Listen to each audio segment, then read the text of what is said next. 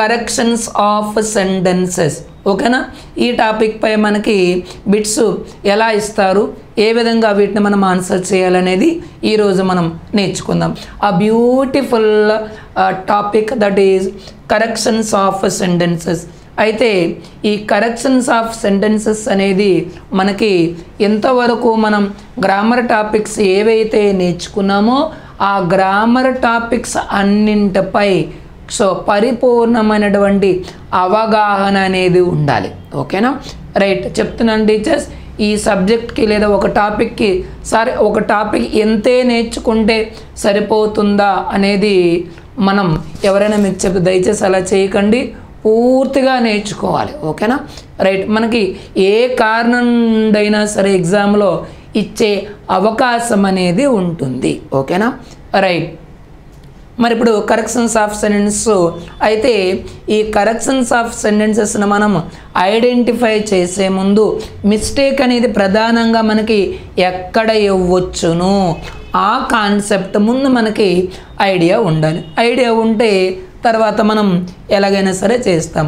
Okay, అయితే ఈ concept మనం చేయాలంటే ముందు మొట్టమొదటిసారిగా మనకి అవగాహన ఉన్నటువంటి ఏంటంటే బేసిక్ గ్రామర్పై అవగాహన ఉండాలి. బేసిక్ గ్రామర్ ఏంటి సార్? బేసిక్ గ్రామర్ మనం ఆల్రెడీగా ఇప్పటివరకు నేర్చుకున్నాం. సో పార్ట్స్ ఆఫ్ స్పీచ్ అయితేనేమి, టెన్స్ అయితేనేమి, voice, question tag, articles, prepositions, conjunctions, వీటిపైన మనకి అవగాహన ఉండాలి ఎక్కువగా మనకి. సో ఈ కరెక్షన్ ఆఫ్ సెంటెన్సెస్లో దేనిపై మనకి ప్రశ్నలు అడుగుతూ ఉంటారో అంటే ఎక్కువగా మనకి అడిగేది ఒకటి ఆర్టికల్స్. అంటే సార్ ఎలా మనం ఐడెంటిఫై చేయాలో చెప్తున్నాను. అంటే ఆ వాక్యంలో యూసేజ్ ఆఫ్ ఆర్టికల్స్ పైన మనకి బిట్ ఉండొచ్చు. ఓకేనమ్మా, ఏ అండ్ అక్కడ ఏ ఉందనుకోండి, ఏ కానీ ఉంటే మనం ఏంటి అర్థం చేసుకోవాలి, ఏ అనేది తప్పు, యాన్ అనేది ఉండొచ్చు అని అర్థం చేసుకోవాలి. లేదు యాన్ ఉందనుకోండి, ఏ ఉండొచ్చు అని అర్థం చేసుకోవాలి. లేదు కొన్ని సందర్భాల్లో దాగురును కూడా ఇస్తుంటారు. ఆర్టికల్స్ పైన మనకి బిట్టు మిస్టేక్ ఉంటే ఉండొచ్చు. నెక్స్ట్ ఆర్టికల్స్ తర్వాత నెక్స్ట్ ఎక్కువగా ఏ టాపిక్ పై మనకి అడుగుతుంటారంటే so next one is conjunctions.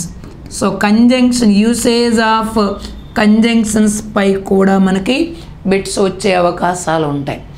Next ఓకేనా, కంజంక్షన్స్ తర్వాత usage of prepositions. So prepositions యొక్క యూసేజ్ పైన కూడా మనకి మిస్టేక్ ఉండొచ్చు. ఓకేనా, next now usage of prepositions తర్వాత నెక్స్ట్ ఎక్కువగా మనకి ఏంటంటే subject and verb agreement.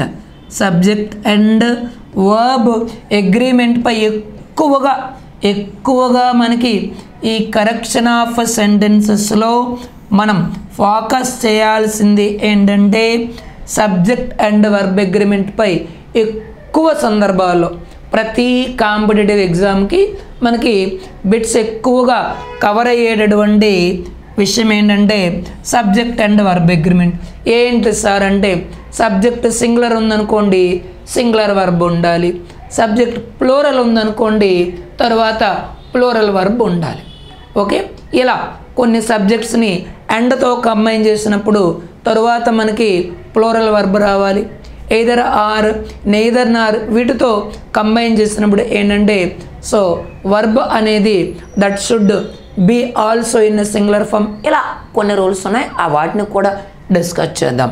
Okay, so the next one more important topic మనకి అవగాహన ఉండాలి ఏంటంటే టెన్సెస్ అమ్మ. టెన్సెస్ పై మనకి అవగాహన ఉండాలి. నెక్స్ట్ టాపిక్ మనకి ఏంటంటే క్వశ్చన్ ట్యాగ్. క్వశ్చన్ ట్యాగ్ పై మనకు అవగాహన ఉండాలి. అలాగే next direct indirect speech. Question tag పై బిట్స్ ఇస్తారు, డైరెక్ట్ ఇండైరెక్ట్ స్పీచ్ పై బిట్లు ఉండొచ్చు. అలాగే వాయిస్. ఈ టాపిక్స్ పై ఎక్కువగా మీరు ప్రతి ఏ కాంపిటేటివ్ అయినా చూడండి, వీటిపైనే మనకి కరెక్షన్స్ ఆఫ్ సెంటెన్సెస్ అనేవి ఇస్తూ ఉంటారు. ఓకేనా రైట్. మరి ఇప్పుడు ఆ కరెక్షన్స్ ఆఫ్ సెంటెన్స్ సంబంధించి మీరు టీచర్స్, సో ఐ హోప్ నేను అనుకుంటున్నా if you are going to prepare any competitive examination that will be very very very very useful. ఓకేనా రైట్. ఇప్పుడు మనం చూద్దాం. అంటే మీకు మ్యాక్సిమం ఈ టాపిక్స్ అన్నిటినీ కూడా ఈరోజు మనం డిస్కస్ చేయబోతున్నాం. ఎలా? వాక్యాల రూపంలో. ఓకే సార్ మళ్ళీ ఇవన్నీ ఈరోజు చెప్తారా? Yes, we don't have that much of time. ఓకేనా. So now let us start our class now. Okay teachers right, ఇంకా స్టార్ట్ చేద్దాం. సో ఫస్ట్ వన్ ఏంటంటే ఎస్ దిస్ ఈజ్ రూల్. మనకి ఈ కరెక్షన్స్ ఆఫ్ సెంటెన్స్ అనేది ఎలా ఇస్తారంటే ఇలా వాక్యం ఇస్తారమ్మా, ఒక సెంటెన్స్ ఇస్తారు. ఇలా ఒక సెంటెన్స్ ఇచ్చేసి ఐడెంటిఫై ది ఎర్రర్ అని అంటారు. అందులో ఎర్రర్ ఎక్కడుందంటారు. లేదా ఒక 4 వాక్యాలు ఇస్తారు. 4 వాక్యాలు ఇచ్చేసి ఆ 4 వాక్యాలలో సరైన సెంటెన్స్, సరైనటువంటి వాక్యం ఎక్కడుంది అని అడగొచ్చు. లేదా ఒక లెంగ్తీ సెంటెన్స్ ఇచ్చి దాన్ని పార్ట్ 1, పార్ట్ 2, పార్ట్ 3, పార్ట్ 4 ఇలా ఒక 4 పార్ట్స్గా డివైడ్ చేసి అందులో మిస్టేక్ అనేది ఎక్కడుందో ఐడెంటిఫై చేయమంటారు. సో ఇలా ఒక 4 వాక్యాలు ఇచ్చి అందులో కరెక్ట్ సెంటెన్స్ ఐడెంటిఫై చేయండి అని అనొచ్చు. సెంటెన్స్ని 4 పార్ట్స్గా డివైడ్ చేసి అందులో మిస్టేక్ ఎక్కడుంది అలా ఐడెంటిఫై చేయొచ్చు. లేదా ఒక సెంటెన్స్ ఇచ్చి మనకి ఇక్కడ ఫర్ ఎగ్జాంపుల్ ద ఇన్ఫర్మేషన్ అనే ఉంది, ఇలా అండర్లైన్ చేస్తారు. ఇలా అండర్లైన్ చేసేసి ది అండర్లైన్ చేసినటువంటి పార్ట్ని వేరొక సబ్స్టిట్యూషన్ షూటబుల్ సబ్స్టిట్యూట్ వర్డ్ మనం అక్కడ ఏది అప్లై చేయొచ్చు అలా కూడా మనకి అడగొచ్చు. సబ్జెక్ట్ పై మనకి అవగాహన ఉంటే టీచర్స్, సో మనకి బిట్టు ఎలాగిచ్చినా సరే మనం చేయొచ్చు. Okay right. Now let us go in to our topic. So topic ఏంటంటే చూద్దాం. సో ఫస్ట్ రూల్ ఏంటంటే చూద్దాం. నౌన్స్కి సంబంధించి కొన్ని రూల్స్ని మనం ఇప్పుడు డిస్కస్ చేద్దాం. ఓకేనా. ఏంటి సార్ ఆ రూల్స్ చూసుకున్నట్లయితే first rule number 1. Rule number 1 first rule ఏంటంటే ఓకేనా, కొన్ని ఎప్పుడైనా సరే మనం whenever you find out material noun, rule number 1 అమ్మ. So first nouns, verbs, articles, prepositions అలా కొన్ని మనం చూద్దాం. Okay material nouns. Material nouns అంటే ఏంటి? The nouns which indicate us names of metals. మెటల్స్ని ఇండికేట్ చేసేవి. ఇందులో సాలిడ్స్, లిక్విడ్స్, గ్యాసెస్ అన్నీ కూడా ఇందులోనే వస్తాయి. ఈ మెటీరియల్ నౌన్స్ మరియు abstract nouns. Abstract nouns, whenever you find these nouns, we have to consider them as singular nouns. ఈ మెటీరియల్ నౌన్స్కి abstract nounsని ఎప్పుడు కూడా మనం ఎలా కన్సిడర్ చేయాలి? సింగులర్గా కన్సిడర్ చేయాలి. ఇవి ఏ నౌన్స్? ఇవి these are singular nouns. Singular nouns ఇవి. Okay singular nouns. కావున దీని తరువాత వర్బ్ ఎలా ఉండాలంటే verb should be in singular form. Singular form. ఇది రూల్ నెంబర్ 1. ఓకేనమ్మా. వర్బ్ అనేది ఎలా ఉండాలి? సింగులర్ వర్బ్ అనేది ఉండాలి. ఎప్పుడు? సో మెటీరియల్ నౌన్ తరువాత, అదేవిధంగా abstract nouns తరువాత మనం ఏంటి వాడాలి? వర్బ్ అనేది, వర్బ్ ఫామ్ అనేది సింగులర్ వర్బ్ అనేది ఉండాలి. Singular verb.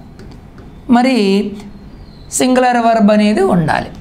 మరి abstract nouns అంటే ఏమిటి మనకు తెలుసు. So it is a name of a quality, name of an emotion, name of an action. abstract nounకి it does not have any physical form. ఒక భౌతికమైనటువంటి రూపం వీటికి ఉండదు. భౌతికమైన రూపం ఉండదు కాబట్టి వాటిని మనము టచ్ చేయలేము, చూడలేము, తాకలేము. కేవలం వీటిని మనం ఫీల్ అవుతాం. సో వీటిని ఏమంటారు? abstract nouns అంటారు. ఓకే ఇప్పుడు కొన్ని ఎగ్జాంపుల్స్ చూద్దాం. ఓకే ఫస్ట్ గోల్డ్, ఆర్ మీ అందరూ తెలిసినవే ఇవన్నీ. Gold or precious metal, gold or A precious metal, precious metal అని అంటాడు బిట్టు. ఇలా అడుగుతారు మనకి. సో గోల్డ్ అనేది ఏంటమ్మా, దట్ ఈజ్ మెటీరియల్ నౌన్. మరి మెటీరియల్ నౌన్ని ఎలా మనం పరిగణలోకి తీసుకోవాలి, సింగులర్. కాబట్టి తరువాత వర్బ్ ఎలా ఉండాలి, సింగులర్ ఫామ్లో ఉండాలి. అంటే గోల్డ్ ఆర్ ఉండకూడదు. మరి ఆర్ అనేది ఏ వర్బు, ప్లూరల్ వర్బ్. కావున దీనికి మరి ప్రెజెంట్ టెన్స్లో ఏంటి వాడతాం, సింగులర్ ఏంటి, ఈజ్. గోల్డ్ ఈజ్ ఆ ప్రీషియస్ మెటల్ అని మనం అంటాం. ఓకేనా, రైట్. ఇలా మనకి బిట్స్ అడిగే అవకాశాలు ఉంటాయి. ఓకే, నెక్స్ట్ కొన్ని అన్కౌంటబుల్ నౌన్స్ ఉంటాయి. సో ఓకేనా, అన్కౌంటబుల్ నౌన్స్ అన్నిటినీ కూడా మనము so material nouns, abstract nouns అనేవి ఏ నౌన్స్ ఇవి, అన్కౌంటబుల్ నౌన్స్. వాటిని మనం కౌంట్ చేయలేం. అన్కౌంటబుల్ నౌన్స్ వీటిని మనం కౌంట్ చేయలేం. ఓకే, ఒక గోల్డ్, 2 గోల్డ్, 3 గోల్డ్ అని మనం చెప్పలేం. సో గోల్డ్ని ఎలా మనం కన్సిడర్ చేస్తాం, తులాలుగా మనము వాటిని వెయ్యి చేస్తామన్నమాట. సో మనం చూస్తాం. ఓకే, మరి అలాగే abstract nouns, for example knowledge abstract noun, kindness abstract noun. దాన్ని మనము మెజర్ చేయగలమా, we cannot measure. So we cannot count them, we cannot count them. కావున ఈ మెటీరియల్ నౌన్స్, అబ్స్ట్రాక్ట్ నౌన్స్ అనేవి ఏమిటవుతాయి, అన్కౌంటబుల్ నౌన్స్. వీటిని ఎప్పుడు కూడా ఎలా మనం కన్సిడర్ చేయాలి, సింగులర్గానే కన్సిడర్ చేస్తాం. సో తర్వాత వర్బ్ ఎలా ఉండాలి, సింగులర్ వర్బ్ ఉండాలి. ఓకే, మరి వర్బ్స్ అంటే మీకు ఐడియా ఉంది కదా. మనం ప్రెజెంట్ టెన్స్లో ఇందులో మరి సింగులర్ వర్బ్స్ ఏవి, సింగులర్స్ అండ్ ప్లూరల్స్ చూద్దాం. అలాగే పాస్ట్ టెన్స్లో ముందు ఇవి తెలుసుకొని, పాస్ట్ టెన్స్ ఇవి బేసిక్స్. ఇవి పాస్ట్ టెన్స్లో మనం సింగులర్ వర్బ్స్ ఏమవుతాయి, అలాగే ప్లూరల్ వర్బ్స్ ఏమవుతాయి అనేది ఒకసారి మనం నేర్చుకుందాం. ఓకేనా, సో దెన్ అప్పుడు మీకు there will not be any confusion. Present టెన్స్లో సింగులర్స్ ఏమమ్మా, ఈజ్ అనేది సింగులర్ వర్బ్. ఎలా అంటాం, he is, she is, it is, Ramu is, Ravi is, Shaik is. Okay, and Shashirekha is, Susmitha is, Lavanya is, Jyothi is, Srinivas is అని అంటాం. గిరి ఈజ్, మధు ఈజ్ అని అంటాం. Okay, right. కావున ఈజ్ ఏ టెన్స్లో వాడాలి, ప్రెజెంట్ టెన్స్లో సబ్జెక్ట్ సింగులర్గా ఉండాలి. సింగులర్గా ఉన్నప్పుడు ఈజ్ వాడతాం. మరి అదే ప్రెజెంట్ టెన్స్లో సబ్జెక్ట్ ప్లూరల్ అయిందనుకోండి, అప్పుడు మనం ఏంటి వాడాలి, ఆర్ వాడతాం. వీఆర్ ఆల్ గుడ్ ఫ్రెండ్స్, మనందరం మంచి స్నేహితులు. Okay, we are all good friends. They are students. Next those are players, these are books. Okay, right. So present టెన్స్లో సబ్జెక్ట్ ప్లూరల్గా ఉంటే ఏంటి వాడాలి, ఆర్ వాడతాం. అదే పాస్ట్ టెన్స్లో సబ్జెక్ట్ సింగులర్గా ఉందనుకోండి, అప్పుడు మనం ఏంటి వాడాలి, వాజ్ వాడతాం. Okay, I was weak yesterday. ఏంటమ్మా, ఐ వాజ్ వీక్ ఎస్టర్డే. ఇలా కూడా మనకు టెన్స్లో అడుగుతారు. ఐ డాష్ బ్రాకెట్లో బి అని అడుగుతారు. రైట్ వీక్ ఎస్టర్డే అంటారు. బిట్ ఈజీ బిట్ అది. ఓకేనా, right. Yesterday that indicates past, గతం పాస్ట్ని ఇండికేట్ చేస్తుంది. ఎస్టర్డే అనేది యాడ్వర్బ్ ఆఫ్ టైం ఉంది.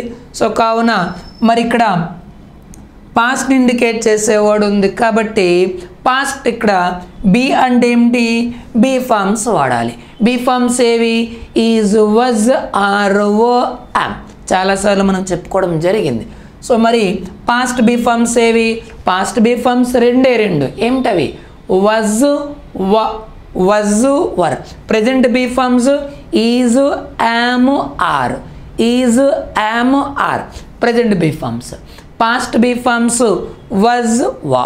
మరి ఇక్కడ ఐ ఉంది కదా, ఏంటి వాడతాం, పాస్ట్ బీ ఫార్మ్స్ ఎన్నమ్మా, 2. వాజ్, వర్ ఇవి past be forms. Present be forms ఏవి, ఈజ్, యామ్, ఆర్ మనం నేర్చుకున్నాం కదా. Is was been, am was been, are been. 3 forms కూడా మీకు నెంబర్ ఆఫ్ టైమ్స్ మనం డిస్కస్ చేయడం జరిగింది. సో మరి ప్రజెంట్ బీ ఫార్మ్స్ ఏవి? Is, am, are. Past be forms ఏవి? వాజ్, వా. ఇవి పాస్ట్ బీ ఫార్మ్స్. ఐ అనేది సింగులర్గా ఉంది కావున మరి ఇక్కడ ఏంటి వాడాలి? ఐ వాజ్ అనేది వాడతాం. అంటే పాస్ట్ టెన్స్లో సబ్జెక్ట్ సింగులర్గా ఉంది. ఏంటో సబ్జెక్ట్స్ ఇక్కడ మీకు రాస్తాను. So no confusion. ఐ ఉందనుకోండి, సో ఏంటమ్మా? He, she, it. ఓకే, అలాగే ఎనీ నేమ్స్, ఇవన్నీ కూడా నేమ్స్, థింగ్స్, యానిమల్స్, ఇది సింగులర్ ఎక్సెప్ట్ ఐ, ఒక్క ఐ తప్ప. అదమ్మా. ఐ ఉందనుకోండి, అప్పుడు ప్రెజెంట్ టెన్స్లో ఏంటి వాడాలి? యామ్ వాడాలి.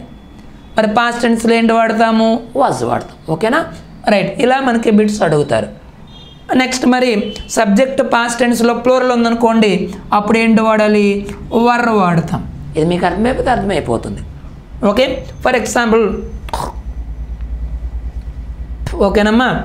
రైట్. ఫర్ ఎగ్జాంపుల్ పాస్ట్ టెన్స్లో we were అంటాం. we were, they were, the students were, the teachers were అని అంటారు. So subject plural past tense అయితే వర్ రాసుకుంటాం. అలాగే ప్రెజెంట్ టెన్స్లో మరికొన్ని సింగులర్ ఫార్మ్స్ ఉన్నాయి. ఏమిటవి?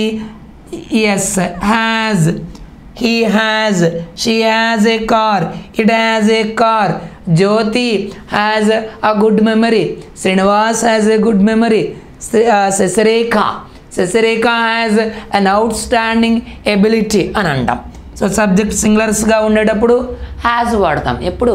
ప్రెజెంట్ టెన్స్లో. అలాగే ప్రెజెంట్ పర్ఫెక్ట్లో కూడా సబ్జెక్ట్ సింగులర్గా ఉండేటప్పుడు ఏంటి వాడతాం? హ్యాజ్ వాడతాం. అదే ప్రజెంట్ టెన్స్లో సబ్జెక్ట్ ప్లూరల్గా ఉండేటప్పుడు అప్పుడు ఏంటి వాడాలి? హ్యావ్ వాడతారు. So have. Okay, we have a bungalow, you have a bungalow, they have a bungalow, they have a wonderful car అని అంటాం. మరి పాస్ట్ టెన్స్లో కలిగి ఉన్నారు అని చెప్పడానికి సబ్జెక్ట్ సింగులర్ కానీ ప్లూరల్ కానీ ఏంటి వాడతాం? హ్యాడే వాడతాం అక్కడ. ఓకే, అలాగే ఇది.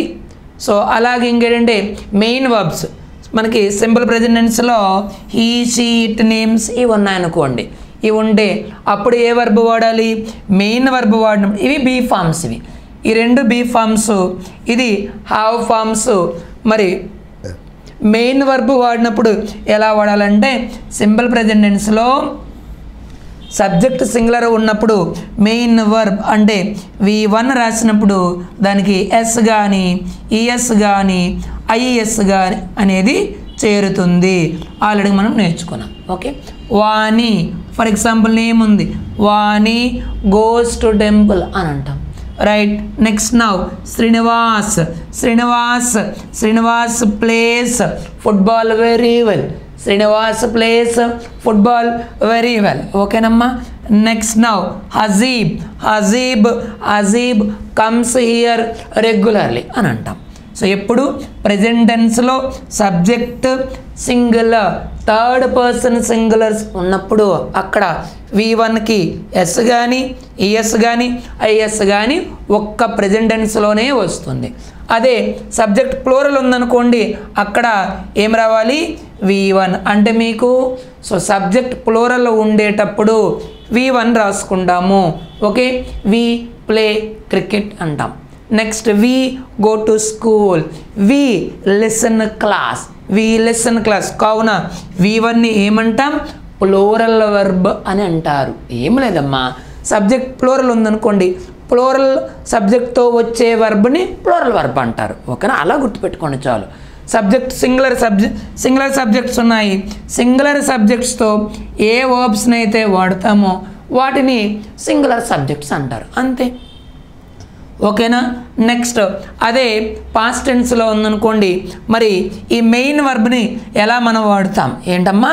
Main verb. ఇవన్నీ బేసిక్స్ టీచర్. మెయిన్ వర్బ్ ఉందనుకోండి అంటే యాక్షన్ ఇండికేట్ చేసే వర్బ్ పాస్ట్ టెన్స్లో సబ్జెక్ట్ సింగులర్గా కానీ లేదా ప్లూరల్ కానీ ఉన్నప్పుడు మనం ఏంటి వాడాలి? ఓన్లీ V2 వాడతాం. ఓకేనా V2 వాడతాం అక్కడ there will not be any confusion. అలాగే మోడల్ ఫార్మ్స్ ఉన్నాయి, will, would, shall, should, can, could, okay, may, might, must. అవన్నీ కూడా ఏంటంటే సబ్జెక్టు ప్రెజెంట్ టెన్స్లో కానీ, టెన్స్ పాస్ట్ టెన్స్లో కానీ, సింగులర్స్ ప్లూరల్స్ అన్నిటితో వాటిని మనము వాడచ్చు అక్కడ మనకి. So there will not be any confusion. కన్ఫ్యూజ్ అయితే ఎక్కడే వీటితోనే మాత్రము మీరు కన్ఫ్యూజ్ అయ్యే అవకాశాలు ఉంటాయి. వీటితోనే మనకి ఎక్కువగా బిట్స్ అడిగేది. ఇదిగో మీకు రౌండప్ చేశాను కదా, వీటితోనే మనకి బిట్స్ అడుగుతూ ఉంటారు. ఓకేనా. So may I wipe now, rub చేసేనా, చాలా ఇంపార్టెంట్ టేబులర్ ఫామ్ ఇది. ఓకేనా, right, I'm going to rub it. So the next is, ఇప్పుడు ఒక రూల్ని మనం చూద్దాం. ఓకేనమ్మా. మంచి ఆల్రెడీగా ఇది మీకు నౌన్స్ పార్ట్స్ ఆఫ్ స్పీచ్ చెప్పినప్పుడు మ్యాక్సిమం మీకు గ్రామర్ ఏవైతే మనం చెప్పుకున్నామో ప్రతి గ్రామర్ టాపిక్ చెప్పినప్పుడు కొన్ని నాన్న ఇది ఇంపార్టెంట్ టీచర్స్ అని చెప్పడం జరిగింది. ఓకే, వాటిని మళ్ళీ ఈరోజు పునశ్చరణ ఈరోజు మనం చేసుకుందాం మీ అందరి కొరకు. ఓకేనా, రైట్. సో నెక్స్ట్ రూల్ ఏంటంటే, సో మొన్నే న్యూస్ వచ్చిందమ్మా. ఓకేనా, ఇది చెప్పాను కదా ఆల్రెడీగా, ఇది చెప్పాను మీకు, వినండి. మొన్నే న్యూస్ వచ్చింది. ఏంటది? అది ఒక మంచి ఇన్ఫర్మేషన్. అది మొన్న న్యూస్ వచ్చిందమ్మా, మొన్న మంచి న్యూస్ వచ్చింది. ఏంటా న్యూస్ వార్త ఏంటంటే మంచి ఇన్ఫర్మేషన్, అది మీకు మంచి సమాచారం. అదేవిధంగా నేను మీకు ఇచ్చేటటువంటి అదొక సలహా, అది అడ్వైస్. అది ఓకే. ఏంటి సార్ అడ్వైస్ అంటే? ఓకేనా. సో ఏంటి అడ్వైస్ అంటే, మ్యారేజ్ తర్వాత మీకు పెళ్ళైన తర్వాత వెంటనే అత్తవారింటికి ఇవి అవి చూడండి, పెళ్ళైన తర్వాత ఏం చేస్తారు? సో కొత్తగా అనమాట వేరేగా కాపురం పెట్టుకుంటారు. కాపురం పెట్టిన తర్వాత ఏం చేస్తారు? సో పెళ్ళికి ఇచ్చినటువంటి సారీ సామాన్లు ఉంటాయి. ఏంటవి? బెడ్డింగ్ అయితేనేమి, క్లాతింగ్స్ అయితేనేమి, తర్వాత మెషినరీ, ఫర్నిచర్, సోప్స్, ఇవన్నీ పెడతారు కదా, వాటన్నిటి మనం తీసుకెళ్ళిపోతాం. అలా తీసుకెళ్ళకండి అమ్మా. ఓకే, ఏంటవి? సో చూడండి, మొన్న కొత్త న్యూస్ వచ్చింది చెప్తున్నా. సో ఓకే, సుప్రీం కోర్టు వాళ్ళు రిలీజ్ చేస్తారు ఇది న్యూస్. అది మంచి సమాచారం, ఇన్ఫర్మేషన్. నేను మీకు ఇచ్చేటటువంటి అడ్వైజ్. అది ఏంటి అడ్వైజ్ అంటే furniture. Okay, furniture. So furniture, అలాగే మెషినరీ, మెషిన్స్ మీకు ఇస్తారు కదా, మెషినరీ, ఫర్నిచరు, మెషినరీ. అలాగే పిల్లలు గిఫ్ట్స్ ఇస్తారు, సీనరీ. ఓకేనా, పిల్లలకి మీకు గిఫ్ట్స్ ఇస్తారు కదా, సీనరీ. చూడమ్మా, న్యూస్ వచ్చింది మీకు, ఇన్ఫర్మేషన్, అది మంచి వార్త. అది సో నేను మీకు ఇచ్చే సలహా ఏంటది? ఫర్నిచర్, మీ ఇంట్లో ఉన్న ఫర్నిచరు, అలాగే మెషినరీ, మెషిన్స్ కానీ, సీనరీస్ కానీ, అలాగే బెడ్డింగ్ అంటే ఏంటమ్మా? బెడ్ పైన మనం వేసుకునేటటువంటి ఆ పిల్లో, పరుపు, క్లాత్ ఉండదు కదా, దాన్ని మనం బెడ్డింగ్ అంటాం. ఈ బెడ్డింగ్ని ఇవన్నీ మీరు దయచేసి పిల్లని వెంటనే మోసుకొని వెళ్ళొద్దు అని సుప్రీంకోర్టు వాళ్ళు ఆర్డర్స్ ఇచ్చారు. ఓకే, ఎందుకు సార్? ఇవన్నింటినీ తీసుకెళ్తే ఏమవుతుంది? అవన్నీ బ్యాగులమ్మా, దోస్ ఆర్ టీచర్స్ బ్యాగేజ్. అవన్నీ బ్యాగులుగా ప్యాక్ చేయాలి. బ్యాగులుగా ప్యాక్ చేస్తే ఏమవుతుంది? అదంతా లగ్గేజ్ అవుతుంది. ఏమవుతుంది? లగ్గేజ్ అవుతుంది. ఓకే, సో మరి ఇవన్నీ ఈ బ్యాగేజ్, లగ్గేజ్ తీసుకొని వెళ్ళడం వల్ల ఏమవుతుంది? ఎక్కువ మనకి క్యాష్ మనకు అవసరం. క్యాష్ అవసరం అమ్మా. సో క్యాష్ అవసరం. అదేవిధంగా దానివల్ల ఏమవుతుంది? ఖర్చు అవుతుంది. ఎక్స్పెండిచర్ ఖర్చు అవుతుందమ్మా. ఓకేనా, ఎక్స్పెండిచర్ ఖర్చు అవుతుంది. ఓకే, కావున నేను మీకు ఇచ్చే సలహా ఏంటి? ఇవేవి తీసుకెళ్ళొద్దు. ఎందుకు తీసుకెళ్ళొద్దు అని చెప్తున్నానంటే, మ్యారేజ్ అయినటువంటి ఒక 1 year తర్వాత మీకు ఆఫ్ స్ప్రింగ్ పిల్లలు పుడతారు కదమ్మా. టీచర్స్ ఆఫ్ స్ప్రింగ్ పిల్లలు పుడతారు. మరి ఆ పిల్లలకి అన్నీ మీరు కొనుక్కోవాలి. ఏం కొంటారు మీరు? సోప్ కొంటారు, సబ్బులు కొనాలి, అలాగే వాళ్ళకి బ్రెడ్ కొంటారు. ఓకేనా, బ్రెడ్ కొనాలి. అలాగే వాళ్ళకి alphabet, A for apple, B for boy, C for cat అని మనకు బొమ్మలు చూపించేటటువంటి ఆల్ఫాబెట్ చార్ట్ ఉంటుంది. ఆ ఆల్ఫాబెట్ చార్ట్లు కొనాలి, ఆల్ఫాబెట్ చార్ట్లు కొనాలి. కావున మీరు ఈ ఖర్చుని సేవ్ చేసుకోవాలనే ఉద్దేశంతో ఈ సుప్రీంకోర్టు వాళ్ళు ఆ న్యూస్ అన్నమాట చెప్పడం జరిగింది. టీచర్స్ అన్నిగా భావించొద్దు. Only for remembrance. ఇందులో ఇలా చెప్తే కొన్నైనా మీకు గుర్తుంటాయి కదా అనే ఉద్దేశంతో ఒక చిన్నది నేనే తయారు చేసుకొని చెప్పాను. ఓకే, న్యూస్ వచ్చింది, అది మంచి ఇన్ఫర్మేషను, అది నేను మీకు ఇచ్చే అడ్వైసు ఏంటమ్మా, ఫర్నిచర్ తీసుకెళ్ళకూడదు, మెషినరీ, సేనరీ, బెడ్డింగు ఇవన్నీ ఏమవుతాయి, బ్యాగేజ్ అవుతాయి. బ్యాగేజ్ అవ్వడం వల్ల బ్యాగులు అవుతాయి, అది లగేజ్ అవుతుంది. అది ట్రాన్స్పోర్ట్ చేయాలంటే క్యాష్ అవసరము. కావున ఏంటంట ఇదంతా ఏమవుతాయి, ఎక్స్పెండిచర్, ఖర్చులు బాగా ఎక్కువ అవుతాయి. సేవ్ చేసుకోండి, ఖర్చులు పెట్టకండి. రైట్, ఎందుకొరకు, ఎవరి కొరకు, మీ పిల్లల కొరకు, ఆఫ్ స్ప్రింగ్స్ మీకు వస్తారు. వాళ్ళకి ఏం కొనాలి, సోప్ కొనాలి, బ్రెడ్ కొనాలి, ఆల్ఫాబెట్ కొనాలన్నమాట. ఇది అంటే ఇప్పుడు మీరు ఇవన్నీ ఏంటమ్మా, ఆల్ దీస్. ఇందులో కొన్ని మీకు ఏమున్నాయి, మెటీరియల్ నౌన్స్ ఉన్నాయి. మరి మెటీరియల్ నౌన్స్ ఏది, furniture material noun, baggage, bedding, scenery, machinery, luggage ఇవన్నీ మీకు. అలాగే బ్రెడ్, ఆల్ఫాబెట్, సోపు ఇవన్నీ మెటీరియల్ నౌన్స్. మరి ఇన్ఫర్మేషను, న్యూస్, అడ్వైజ్, మరి ఇవేమవుతాయి, ఇవేంటమ్మా, ఇవి అబ్స్ట్రాక్ట్ నౌన్స్. మరి వీటిని అన్నిటిని మనం ఎలా కన్సిడర్ చేయాలి, ఎప్పుడు కూడా అన్కౌంటబుల్, వీటిని మనం కౌంట్ చేయలేం. ఈ అన్కౌంటబుల్ నౌన్స్ ఎప్పుడు కూడా ఎలా ఉంటాయి, సింగులర్గానే ఉంటాయి. అది మీరు అర్థం చేసుకోవాలి ఇక్కడ. ఓకేనా, అది మీకు చెప్పడానికి ఇదంతా చెప్పా. All these are singular nouns. ఇవి ఎప్పుడు కూడా ఎలా ఉంటాయి, సింగులర్గానే ఉంటాయి. వీటి తరువాత ఎస్ అనేది ఉండకూడదు. అర్థమైందా? సింగులర్ నౌన్స్గానే పరిగణలోకి తీసుకుంటాం. కావున తరువాత వర్బ్ కూడా ఏముండాలి, సింగులర్ వర్బ్ అనేది ఉండాలి. ఇది రూల్, ఫస్ట్ రూల్. ఓకేనమ్మా, అంటే మనం ఏమనకూడదు, న్యూజెస్ అని అనకూడదు, ఐ గాట్ ఇన్ఫర్మేషన్స్ అనకూడదు, my brother gave me advices. తెలుగులో చూడండి, తెలుగులో అయితే మా బ్రదరు, మా నాన్నగారు లేదా మా అన్నయ్య నాకు మంచి సలహాలు ఇచ్చారు అని అంటాం తెలుగులో.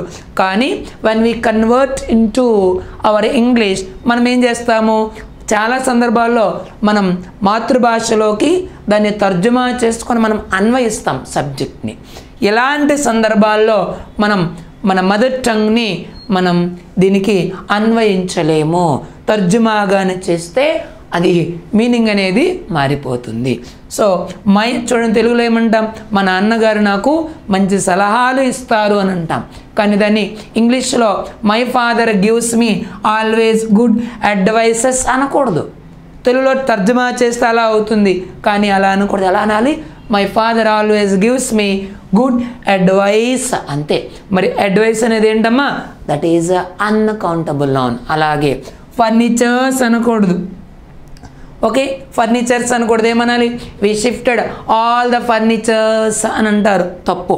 ఫర్నిచర్ అంతే, ఫర్నిచర్ అని అంటాం. ఓకేనా. అలాగే మెషినరీస్ కాదు, మెషినరీ.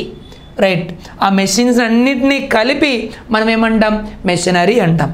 అలాగే చూడండి, అబ్బా ఈ ప్రాంతంలో సీనరీస్ ఎంత బాగున్నాయి. ద సీనరీస్, మనకి బిట్టెలు అడుగుతారు, the sceneries of Kashmir, sceneries of Kashmir are very beautiful అంటారు. వచ్చేసారు మనకి సీనరీ. ఎస్ అనేది ఏంటది, సీనరీ అంటే ఒక దృశ్యము అని అర్థం. It is an abstract noun. కావున వీటిని ఎలా చెప్పాలి, సింగులర్గానే ఉండి. ఎప్పుడైనా సరే మెటీరియల్ నౌన్స్, అబ్స్ట్రాక్ట్ నౌన్స్ కనిపించాయి, వీటిని మనం ఎలా తీసుకోవాలి, అన్కౌంటబుల్ నౌన్స్గా తీసుకోవాలి. వాటికి ఓన్లీ సింగులర్ ఫార్మ్సే ఉంటాయి, ప్లూరల్ ఫార్మ్స్ ఉండవు. కావున వర్బ్ కూడా సింగులర్ వర్బ్ రావాలి. చూడండి అమ్మ, మీకు చెప్పిన వెంటనే వచ్చేసారే డియర్ టీచర్స్, మీరు వింటే వచ్చేస్తుంది. If you listen to me definitely it comes. చూడండి, the sceneries of Kashmir are very beautiful అన్నా. ద సీనరీస్ ఆఫ్ కాశ్మీర్ వెంటనే మీరు చెప్పేసలే, సీనరీస్ కాదు, ద సీనరీ ఆఫ్ కాశ్మీర్ అప్పుడు తర్వాత మరి వర్బ్ కూడా ఎలా ఉండాలి, singular. The scenery of Kashmir is very beautiful అని అంటాం. ఓకే, అలాగా ఇప్పుడు అర్థమైంది కదా. రైట్, చూడండి ఇంకా ఐ నో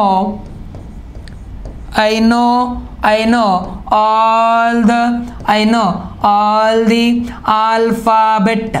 ఆల్ఫాబెట్స్ అంటారు. ఐ నో, చూడండి నాకు మనం తెలుగులో సాధారణంగా అంటుంటారు sir I know all the alphabets అంటారు. ఆల్ఫాబెట్స్ కాదు, ఏమనాలి, ఆల్ఫాబెట్ అంటే వర్ణమాల అని అర్థం. ఆల్ఫాబెట్ అంటే ఏంటమ్మా, వర్ణమాల. రైట్, సో లగేజ్ అంటే మీకు తెలుసు. నెక్స్ట్ క్యాషెస్ కాదు, క్యాష్ అంటాం. Okay, right. ఎక్స్పెండిచర్ అనాలి, ఎక్స్పెండిచర్స్ కాదు. అలాగే ఆఫ్ స్ప్రింగ్ అంటే పిల్లలు. ఆఫ్ స్ప్రింగ్ మరి దాని యొక్క ప్లూరల్ ఫామ్ కూడా ఆఫ్ స్ప్రింగే, ఆఫ్ స్ప్రింగ్స్ అనకూడదు. అలాగే సోప్ అంటాం, సోప్స్ కాదు. Bread, so piece of bread అంటారు. ఆల్ఫాబెట్ అంటే తెలుగులో వర్ణమాల, ఆ నుండి బండిరా వరకు ఉన్నటువంటి అక్షరాలని వర్ణమాల అంటాం. అలాగే మన ఇంగ్లీష్లో ఉన్న ఆల్ఫాబెట్ ఏంటంటే ఏ టు జెడ్ వరకు ఉన్నటువంటి అక్షరాలని ఏమంటాం, ఆల్ఫాబెట్ అని అనాలి, ఆల్ఫాబెట్స్ అని అనకూడదు. ఇది సో మొట్టమొదటి రూల్. ఓకేనా. Right, now let us see bits. Now ఇప్పుడు దీనికి సంబంధించినటువంటి బిట్స్ ఇప్పుడు మనం చూద్దాం. Right, the following nouns already మీకు చెప్పేసా కదా. Okay, the following nouns are generally used in the singular form only. They are not used with plural verbs. Plural verbs తో వాడకూడదు. ఎలా వాడాలి వాటిని, సింగులర్ ఫామ్గా వాడాలి. ఏంటవి, లగేజ్, హెయిర్స్ అని అనకూడదు, ఏమనాలి, హెయిర్ జుత్తు అంటాం. మెషినరీ చెప్పాను, ఇన్ఫర్మేషన్ చెప్పా, బ్రెడ్ చెప్పాను. అలాగే ఎక్విప్మెంట్ ఏంటమ్మా, సామాన్లు, ఎక్విప్మెంట్ సామాన్లు, అది కూడా వాడకూడదు. Alphabet, furniture, baggage. ఓకే, ఇక్కడ 22 తప్పమ్మ. క్యాష్ అనే పదము, సేనరీ, న్యూస్. ఓకేనా. రైట్, సో గుర్తుపెట్టుకోండి, ఇక్కడ మనం హెయిర్ ఒకటి, ఎక్విప్మెంట్ అందులో మీకు చెప్పలేదు. Right, okay. ఇప్పుడు చూడండి బిట్స్ చూడండి. ద సేనరీస్ వచ్చేసింది. సేనరీస్ అని అనకూడదు, సో ఇది తప్పు. ఏమనాలి, సేనరీ. తర్వాత వర్బ్ కూడా ఎలా ఉండాలి, సింగులర్. సో సేనరీస్ ఇది తప్పు. అలాగే ఆర్ ఇది తప్పు. సేనరీస్ ఆర్ బ్యూటిఫుల్ అనకూడదు, ఏమనాలి, ద సేనరీ అంటాం. The scenery, S. మరి సేనరీ ఇది సింగులర్ ఫామ్. సో తర్వాత ఆర్ అనేది ఏ వర్బు చూసుకోవాలి టీచర్స్. ప్రశ్న కానీ మనకి ఏ టెన్స్లో అయితే ఉంటుందో ఆన్సర్ కూడా అదే టెన్స్లో ఉండాలి. టెన్స్ ఇక్కడ మార్చకూడదు. ఆర్ ఉంది, ఆర్ అనేది ఏ టెన్స్, ప్రెజెంట్ టెన్స్ ప్లూరల్, కానీ ఇక్కడ సబ్జెక్టు సింగులర్. కావున ప్రెజెంట్ టెన్స్లో సింగులర్ ఏంటి వాడతాం, is. The scenery is beautiful. మీరు టీచర్స్ ఏం చేస్తారంటే మీ నోట్బుక్లో ఈ వాక్యాలు రాసుకొని మిస్టేక్ ఎక్కడుంది, ఇది మిస్టేక్, ఇలా రౌండప్ చేసుకోండి. ఇక్కడ ఆర్ రౌండప్ చేసి పక్కన ఆన్సర్ రాసేయండి. ఇలా రాసుకుంటే మీకు ఈజీ అవుతుంది. ఓకే, సేనరీ ఇక్కడ దానిపైన ఇలా రాసుకోండి. ఒక్కొక్క వాక్యానికి గ్యాప్ ఇచ్చుకోండి. గ్యాప్ కానీ ఇచ్చుకొని రాసుకుంటే చాలా నీట్గా ఉంటుంది. సో మనం చూసిన వెంటనే ఆన్సర్స్ మీకు వచ్చేస్తాయి. Okay, the scenery is beautiful అని మనం అంటాం. Next now furnitures are damage. So ఇక్కడ మిస్టేక్ ఏదమ్మా, ఫర్నిచర్ అని అనాలి, ఎస్ తీసేయాలి. మళ్ళీ ఆర్ వచ్చింది, ఏం చేయాలి, ద ఫర్నిచర్ ఈజ్ డ్యామేజ్డ్ అంటాం. Next now machinery. సో ఇక్కడ మెషినరీస్ లేదు, ఓకే, మెషినరీ ఉంది. ఇక్కడ మెషినరీ అనేది ఎలా మనం తీసుకోవాలి, సింగులర్. సో కావున ఈ వర్బ్ తీసేయండి, ప్రెజెంట్ వర్బ్ ఉంది, కావున is. Machinery is not working properly అని అంటాం. Next now informations, a noun ఇది, అబ్స్ట్రాక్ట్ నౌన్, సమాచారం. ఇన్ఫర్మేషన్స్ అనకూడదు, ఏమనాలి, information about him is true. ఇక్కడ ఈజ్ అమ్మ చూసుకోవాలి. ఈ కౌంటబుల్ నౌన్స్ అన్కౌంటబుల్ నౌన్స్, ఈ మెటీరియల్ నౌన్స్, అబ్స్ట్రాక్ట్ నౌన్స్ ఏవైతే ఉన్నాయో వాటిని సింగులర్గా ఉండాలి. తర్వాత వర్బ్ కూడా సింగులర్ వర్బ్ ఉండాలి. సో ఇది ఇక్కడ ఇన్ఫర్మేషన్స్ ఈజ్ ట్రూ, మరి సరిపోయింది అది. ఓకే, అంటే ఎస్ తీసేస్తే సరిపోతుంది. ఇది మనకి రూల్ నెంబర్ 1.